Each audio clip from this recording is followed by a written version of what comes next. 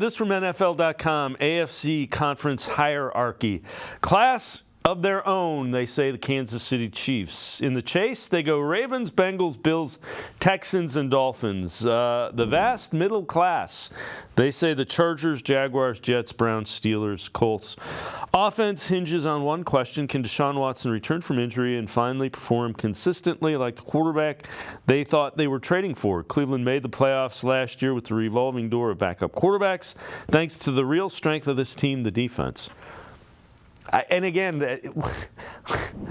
when I read things like this, I'm like, okay, if the defense is really strong, why wouldn't you move them up a class?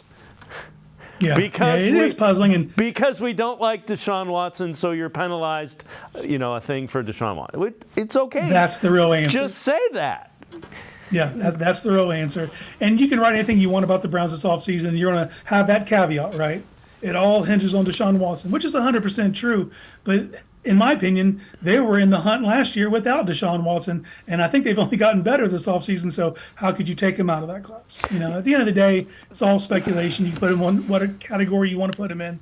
But at the end, this is a very, very talented roster across the board, and the defense is a strength, but the offense isn't that far behind. This is a more complete roster than literally 90% of the league.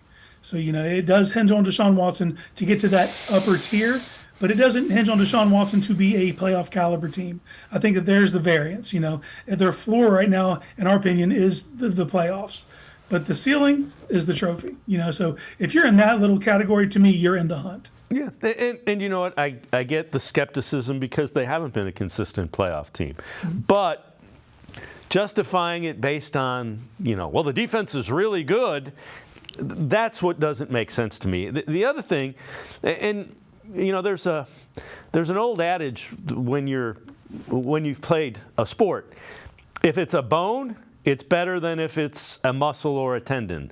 So the fact that he had a fractured glenoid bone should be, in theory, better than a tendon, even though nobody's come back from a fractured glenoid bone.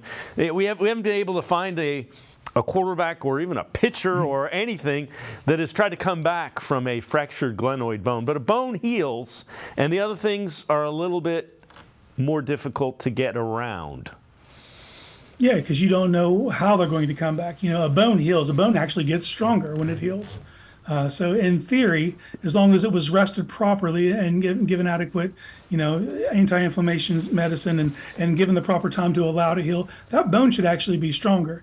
The scary part is you don't have a precedent. You don't have something you can point to say it took this guy 6 weeks or it took him 8 weeks or 12. So that's kind of in limbo. But in theory, just the fact that it's a bone, it should heal, and he should be back to full go. Now, they're back at off-season workouts today. I don't anticipate him throwing anytime soon on a competitive level, but I think the fact that he's there is a good sign that everything is on schedule.